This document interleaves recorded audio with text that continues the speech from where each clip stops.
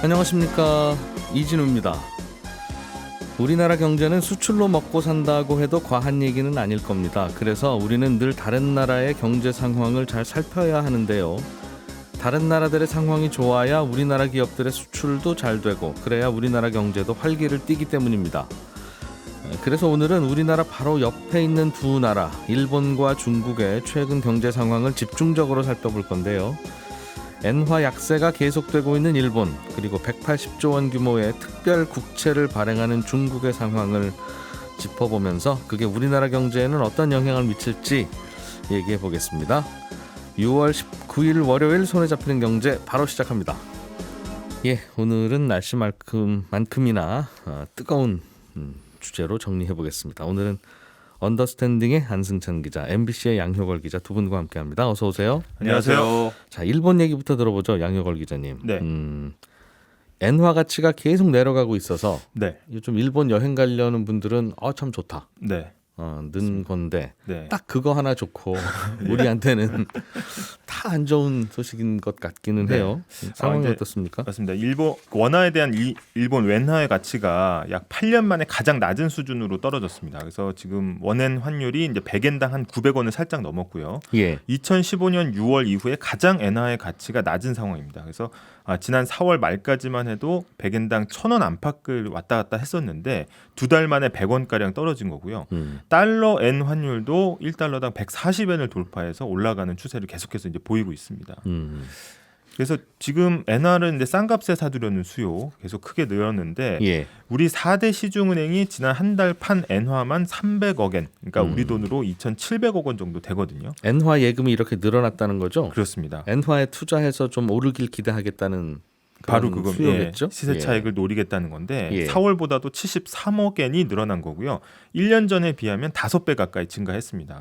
아까 말씀하신 대로 급격히 늘어난 게 이제 요즘 일본 여행들 많이 가시잖아요. 일본 정부가 집계한 수치를 보면 올해 1월부터 4월까지 일본을 찾은 한국인이 200만 명이 넘어서 1년 전보다 120배 넘게 늘었습니다. 그러니까 엔화 수요의 상당량은 이제 여행에서 찾아볼 수 있다, 이렇게 볼 수 있고 엔화를 싸게 사서 여행 때 쓰려는 심리가 반영된 것으로 보입니다. 그리고 한편으로는 투자 수요 크게 늘었고요. 아까 말씀하신 것처럼 엔화 예금 잔액이 거의 16% 정도 늘었습니다. 1년 전보다. 그리고 일본 주식에 대한 투자 크게 늘었고요. 우리나라 상위 8개 증권사의 일본 주식 금액이 1년 전보다 30% 가까이 늘었거든요. 그래서 가히 이제 바이 재팬이다, 그런 현상이다, 이렇게 볼 수가 있겠습니다. 그래서 여행객이 120배 늘어난 건 신기하지 않는데 1년 전에는 일본 여행 못 갔을 때니까요, 거의. 네, 맞습니다. 근데 투자는 1년 전에도 꽤 많이 했는데 일본 주식 투자가 30% 가까이 늘어났다는 건 꽤 중요한 변화네요. 맞습니다. 최근에 모두 일본의 자산과 화폐가 이제 정상 가격에는 한참 못 미친다는 판단이 있고요. 그래서 쌀 때 사서 정상 가격으로 복귀하면 비싸게 파는 전략을 실행한 결과라고 볼 수 있겠습니다. 이게 우리나라 예전에 외환위기 때 우리나라 원화 가치가 자꾸 떨어지고 환율 올라갈 때 그때 이제 바깥에서 보기에는 이런 느낌이었을 거 아니겠어요? 와, 코리아 참 싸다.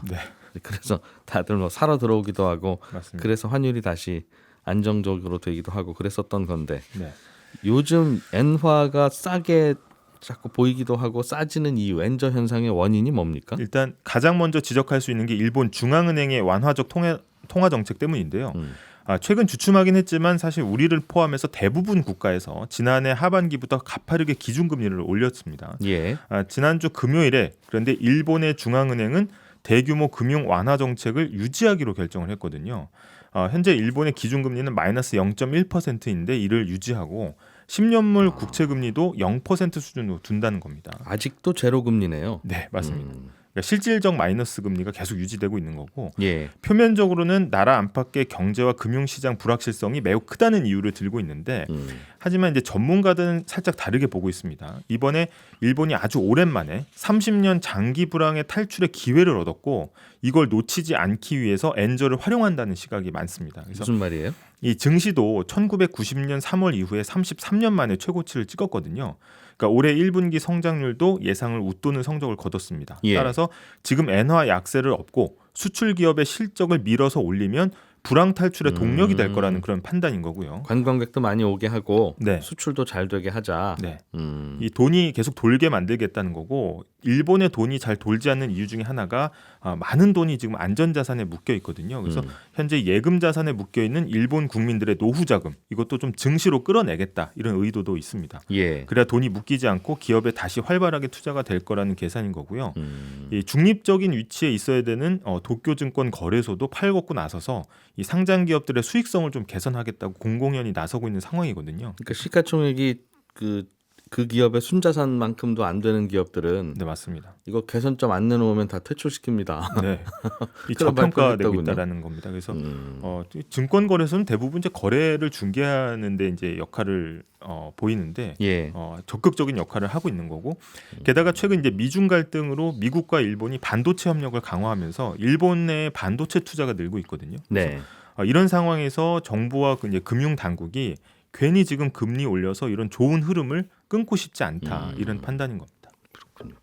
안 그래도 일본 증시도 연초 대비 한 30% 올랐어요. 네. 이런 걸 항상 진작 알아야 되는데 오르고 나면 그래? 하고 들여다보게 되는 게 문제이긴 하죠. 네. 뭐 누구나 다 자기네 나라 화폐가 약세가 되면 관광객 많이 오고 수출 잘 되고 하니까 다 좋은데 네. 문제는 그렇게 되면 자기 나라 국민들이 해외여행 나갈 때 불편한 건 둘째 치더라도 네.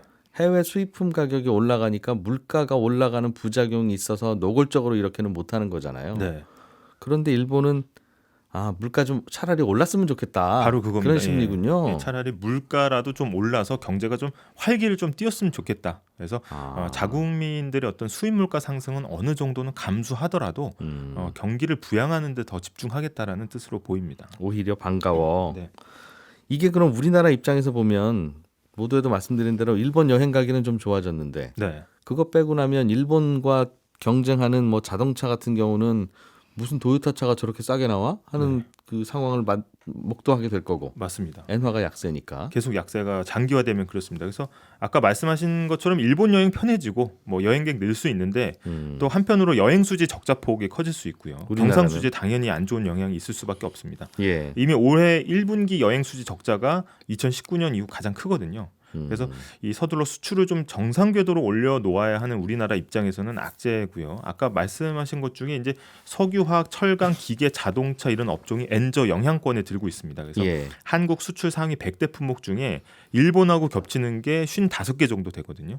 그래서 한국무역협회 자료를 보면 엔화 가치가 10% 떨어지면 한국 무역 수지가 약 15억 달러씩 감소한다는 통계도 있습니다. 그래서 이런 상황인데 미국이 원래는 이제 일본의 엔저를 굉장히 견제를 해왔었거든요. 근데 지금은 중국을 견제하기 위해서 오히려 일본의 엔저를 좀 암묵적으로 용인할 가능성이 크다 이런 미국도? 전망도 나오고 있습니다. 네. 우리 입장에서는 참 걱정이네요. 요즘 일본이 이렇게 약진하고 있고 특히 네. 저렴한 인건비를 바탕으로 네. 약진하고 있다고 일본이 네. 무슨 일본이 저렴한 인건비를 바탕으로 약진을 해라고 생각하는데 정말 들여다보면 네. 이제 우리나라 대졸 뭐 신입사원보다 일본의 연봉이 싸고 네. 물가도 싸고 네. 생활비도 적게 들고 맞습니다. 그렇다고 하더군요. 자 그러면 그런 것 때문에 이제 엔화는 많이 떨어졌는데 일본 정부도 원하고 미국도 원하고 네. 금리는 계속 제로 금리고 하니까 일본을 자꾸 빠져나가는 외국인들이 생기고 네. 그래서 낮아진다는 건데 그럼 지금 엔화에 투자하는 건 괜찮다는 걸까요? 저점이라서? 일단 저점이라서 상당히 이제 투자에 부담이 적은 건 사실인데 지금 엔화가 싸다고 해서 무조건 엔화를 사는 건 주의할 필요가 있습니다. 이 전문가들은 이 단기적으로 엔화가 싼 건 맞지만 환율은 항상 상대적인 비율이라는 것을 잊지 말아야 된다는 점을 지적하고 있거든요. 특히 5월 이후에 국내 외환 시장에서 보이는 엔화 약세는 이 상대적으로 원화가 강세를 보이기 때문에 그렇게 보이는 것이지 우리 돈이 비싸져서 생긴 일시적인 현상일 수 있다는 겁니다. 안 그래도 우리나라 환율도 좀 내려갔죠. 네, 맞습니다. 그래서 이런 것들을 잘 보고 투자를 하셔야 된다는 거고 반대로 엔저가 예전처럼 일본 경제 축복만은 아닐 거다 이런 전망이 있습니다. 그래서 수출 기업의 실적이 좋아지긴 하겠지만 과거에 비해서 그렇게 큰 효과는 없을 거라는 분석인데요. 1990년대 엔저가 한번 왔을 때 일본 TV와 자동차 판매가 확 늘었거든요. 근데 그 이후로는 기업들이 생산 시설을 대부분 해외로 옮겼고 네. 특히 동일본 대지진 이후에 원전 가동을 전면 중단하면서 화력 비율이 굉장히 높아졌습니다. 근데 일본 입장에서는 그러면 에너지를 전부 다 외국에서 수입해 와야 되는데 예. 엔화 가치가 떨어지면 수입할 때 비용이 급격하게 증가하기 때문에 결국은 엔저로 인한 수출 이익을 원자재 가격 상승으로 다 까먹는다. 이렇게 이제 분석이 되고 있고 게다가 일본은 내수 시장이 큰 대신에 이 수출 비중이 우리만큼 크지는 않고요. 일본 고용의 한 70%를 담당하는 중소기업 매출에서 이 수출이 차지하는 게 한 3% 정도밖에 안 됩니다. 그러니까 실제로 지난해 조사에서 일본 중소기업 80%는 엔저로 실적이 악화됐다 이렇게 답하기도 했거든요. 그래서 지금 엔저 유지는 중소기업과 일반 가계 생활비 부담으로 계속해서 나타날 수밖에 없다. 그러면 예. 일본 정부도 마냥 엔저를 그냥 바라만 보고만 있을 수는 없다는 거고 생각보다 엔저를 오래 유지하거나 버틸 수가 없을 수도 있다. 이런 전망도 한편에서 나오고 있습니다. 그 전망이 맞다면 지금 사야겠네요. 엔화는. 지금 사면은 차익을 얻을 수 있는 거고 또 이게 단기적으로 착시다라고 하면은 지금 사면 오히려 네. 이득이 크지 않을 수 있습니다. 아무튼 그래서 최근에 한 달쯤 전에 일본 주식을 사러 들어간 네. 분들이 꽤 있었어요. 제 네. 주변에도 네. 일본 오른다고. 네. 그래서 한 10% 정도 주가가 올랐다고 하더군요. 네. 근데 그 사이에 엔화가 또 10% 내려와서 이상하게 계좌는 똑같다. 네. 분명히 올랐는데 네. 그런 얘기 하셔서 앞으로 엔화가 어떻게 움직이느냐도 또 투자에 신경을 많이 쓰지 않으면 앞으로 벌고 뒤로 미치고 하는 상황이 있을 수도 있겠구나. 네. 그랬었어요. 네, 알겠습니다. 안승찬 기자님이 준비해 오신 소식은 중국 이야기. 예. 중국 정부가 180조 원 규모의 특별 채권을 발행한다는 뉴스가 있던데 네. 국채죠. 그러니까 중국 특별국채. 예. 정부가 발행하는 거니까. 네. 이게 뭐예요? 이름에 이제 특별히 들어가 있지 않습니까? 예. 그래서 특별한 목적을 위해서 발행하는 국채인데 회계적으로는 정부의 일반 계정이 아니고 일종의 이제 정부 기금 형식으로 예. 별도의 항목으로 편성이 됩니다. 그래서 특별국채는 일단은 회계적으로는 정부 재정 적자에 포함은 안 되거든요. 그러니까 물론 이것도 뭐 국채니까 당연히 정부가 나중에 갚아야 될 빚이긴 합니다만 어쨌든 당장의 재정 적자 문제를 건들지 않고 정부가 많은 돈을 좀 조달할 필요가 있을 때 그럴 때 일종의 이제 기금을 조성한다 이런 기분으로 특별 국채를 발행한다 이렇게 보시면 되는데 예. 지금 외신들 보도를 보면 중국 정부가 1조 위안 우리 돈으로 한 180조 원 정도 특별 국채를 중국 정부가 발행하는 거 고려하고 있다 이런 보도들이 나오는데 이 돈으로 이제 중국 정부가 인프라 건설, 도로 깔고 다리 만들고 뭐 이런 경기 부양에 집중적으로 사용하겠다 이런 계획인데요. 사실은 이런 특별국채 발행이 매우 이례적입니다. 왜냐하면 지금까지 중국 정부가 딱 3번 특별국채를 발행했었거든요. 신규로 발행한 경우는. 예. 근데 전부 매우 심각한 상황이거나 아니면 아주 특별한 목적이 있을 때 이럴 때 꺼내든 카드였어요. 예를 들어서 과거에 특별국채 발행했을 때는 보니까 1998년에 아시아막 금융위기가 막 퍼지니까 예. 중국에서 국유은행들 자본금을 좀 확충해야 되겠다. 이런 목적으로 특별국채를 발행했다거나 아니면 2007년에 이제 중국 투자공사를 만들거든요. 이거 처음에 만들면 목돈이 왕창 들어가잖아요. 그러니까 그때 요 돈을 위해서 특별국채를 발행한다. 아니면 2020년에 코로나19 위기 상황 때 돈을 막 뿌려야 되니까 요 이유로 특별국채를 발행한다. 이런 식으로 굉장히 명확한 이유와 뭐 굉장히 명확한 리스크 이런 명분이 있었단 말이에요. 근데 우리로 치면 추경이군요. 그렇습니다. 근데 좀 명확한 목적을 두는 거죠. 그냥 정부에서 이제 재정 적자로 하는 건 아니고. 예. 그런데 이번 특별국채의 목표는 경기 부양과 인프라 투자 이 정도의 목적으로 발행하는 거여서 예. 대체 중국의 경기가 얼마나 안 좋길래 아하. 특별국채까지 발행하는 거냐. 뭐 이런 얘기들이 좀 나오는 겁니다. 하여튼 올해 초에 중국이 코로나에서 벗어나면서 네. 야 이제 중국 경기도 좋아질 거다라고 우리가 기대도 많이 하고 전 세계도 기대를 좀 했는데 당시에 중국 정부가 우리 올해 경제 성장률 목표가 5%예요라고 발표하는 걸 보고 네. 많이 소심해지셨네. 그렇습니다. 뭘 이렇게 겸손하게 훨씬 더 나올 것 같구만 이런 반응을 우리가 보였었는데 요즘 보니까 중국 정부 얘기가 맞아 들어가고 있구나. 그게 5%가 쉽지 않다고 그랬는데 그때도. 그러니까 지금 그것도 지금 뭐 그러니까 말씀하셨던 대로 5% 올해 성장률 목표가 5%인데 이것도 예. 매우 보수적으로 잡았다 이런 평가들이 있었거든요. 네. 근데 요즘 5%도 매우 빠듯하다는 얘기가 나오는데 실제로 시장 전문가들도 중국 성장률 전망치를 지금 계속 내리고 있는 추세입니다. 그러니까 처음에는 그래도 중국이니까 5%대 후반, 뭐 6%대 이 정도 성장은 가능할 거야. 예. 이렇게 예상하다가 요즘은 그 전망치들이 슬금슬금 내려오고 있어서 잘해야 5% 초반 이 정도로 지금 기대감이 많이 낮아진 상태고요. 그럴 수밖에 없는 게 중국 경제를 이끌어가는 두 축이 이제 하나는 수출, 하나는 부동산 네. 이렇게 볼 수 있는데 둘 다 매우 부진합니다. 그러니까 지난달 중국 수출 통계를 보니까 전년 대비로 지금 마이너스 7.5%거든요.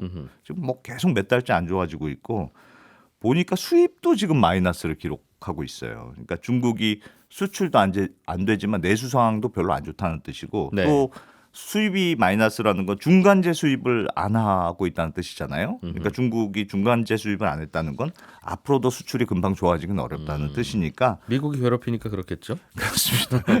그래서 전반적으로 좋아 보이진 않고 부동산도 굉장히 부진해요. 올해 들어서 부동산 투자 증가율이 마이너스 7%가 넘는데 제가 어제 그 부동산 가격 지수를 한번 보니까 1년 내내 지금 가격이 떨어지고 있는 추세고 예. 가격 지수로 보면 한 2018년 수준으로 내려갔더라고요. 와. 그러니까 부동산 시장 침체도 꽤 심각한 수준이고 중국 정부가 또 특히 신경 쓰는 그 지표가 있는데 청년 실업률입니다. 이게 지금 20%로 지난달에도 뭐 20% 막 나와서 야 이제 큰일 났다 이랬는데 올해 그보다 좀 더 높아져서 이번 달에 역대 최고치까지 올라갔거든요. 이게 중국이 그동안 너희들 너무 무리하는 거 아니냐, 왜 자꾸 빈 도시에 아파트를 계속 짓느냐, 지금 네. 아파트 빈 게 1억 채라고 하더라, 왜 저렇게 쓸데없이 투자를 많이 하냐, 철강 공장에서 만드는 저철강 저거 다 팔 수는 있는 거냐, 다양한 질문들을 중국에다 하지만 네. 괜찮다. 이렇게 처음에는. 우리가 다 알아서 할게, 걱정하지 마. 1번 예. 중국의 반응은. 2번은 당신들이 여기 와서 이 자리에 앉아서 매년 시골에서 올라오는 청년들의 숫자를 봐라. 저들에게 일자리를 주려면 그 방법밖에 없다. 네. 정권이 무너지는 일이라서 하여튼 신경 꺼, 우리가 알아서 할 테니까 이제 라는 거였잖아요. 예, 그렇습니다. 그런데 그 지금 상황은 그 청년 실업률이 높아지고 있다는 거니까 네. 중국 정부도 굉장히 초조하겠네요. 굉장히 초조합니다. 지금 특히나 말씀하셨던 대로 16세에서 24세 젊은 인구가 2억 3천만 명이거든요. 예. 굉장히 많은 숫자인데 여기서 지금 일자리가 제대로 안 나오고 있는 상황이니까 그래서 중국 정부가 도시로 올라온 청년들한테 시골로 다시 내려가세요.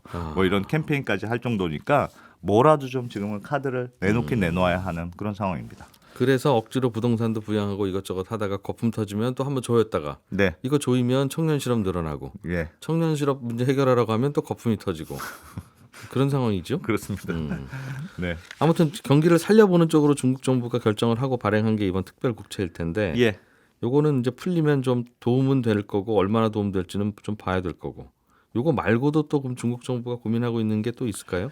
유동성을 뭐 확대하는 정책을 펼 수밖에 없을 거다 이런 예상들이 많은데요. 실제로 얼마 전에 중국인민은행이 MLF 금리라고 해서 예. 중기 유동성 지원 창구 금리 뭐 이런 이름인데 이걸 인하한 게 10개월 만이거든요. 그러니까 MLF 금리가 중국에서 굉장히 중요한 정책 지표입니다. 예. 조금만 설명드리면 중국의 시중은행이 중앙은행인 인민은행에 지급준비금을 맡겨놓아야 될 거 아니겠습니까? 예. 근데 지급준비금은 시중은행 입장에서 묶여있는 돈이잖아요. 예. 근데 은행이 돈이 급할 때 중앙은행에 가서 내가 국채나 이런 거 좀 담보로 맡길 테니까 지급준비금 있는 거 좀 헐어서 가불로 먼저 좀 씁시다. 이렇게 요청할 수 있는 제도가 MLF 제도고요. 예.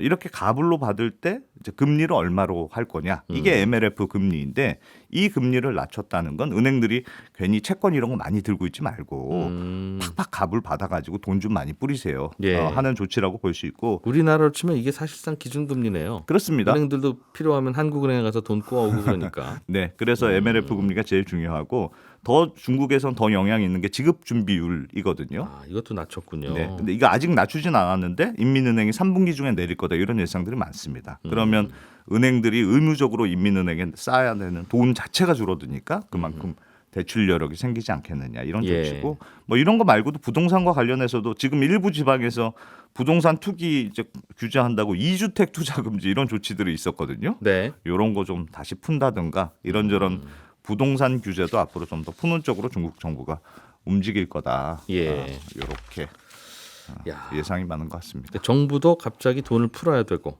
특별국채 그래서 찍고 은행들도 대출을 좀 완화하기 위해서 설명해 주신 MLF 금리를 내리고 예. 지급 준비율도 내리고 일단은 돈 풀기 전 정책으로 총동원이네요. 중국. 그렇습니다.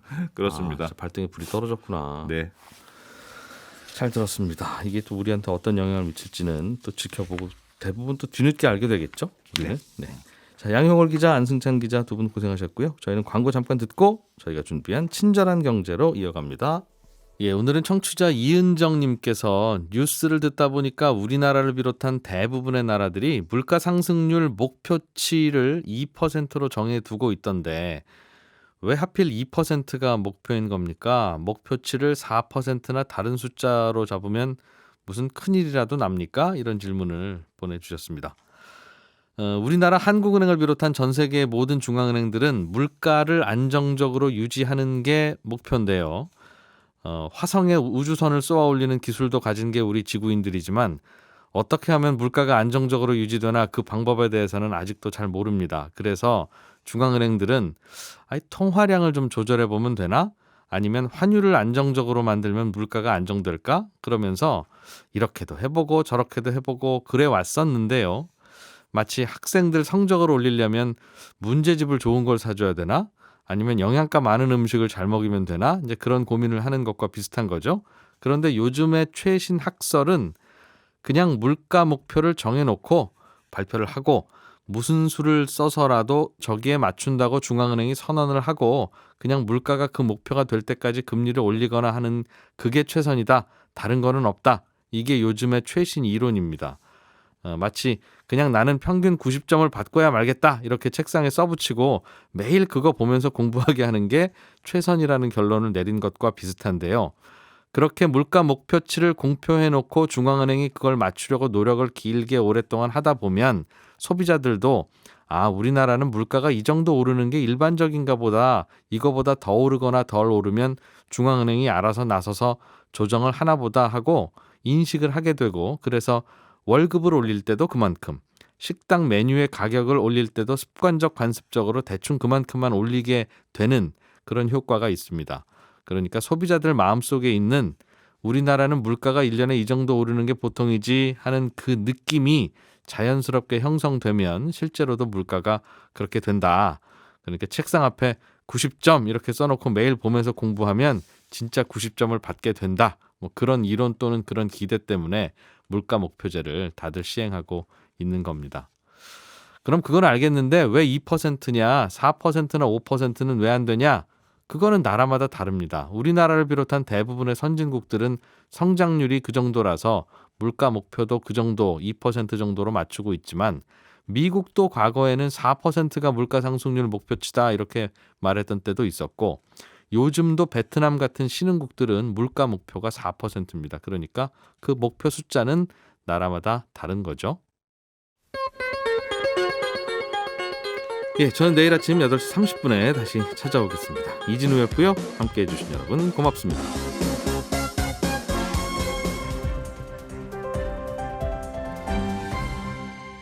경제를 생각하는 사람들의 즐거운 습관. 이진우의 손에 잡히는 경제.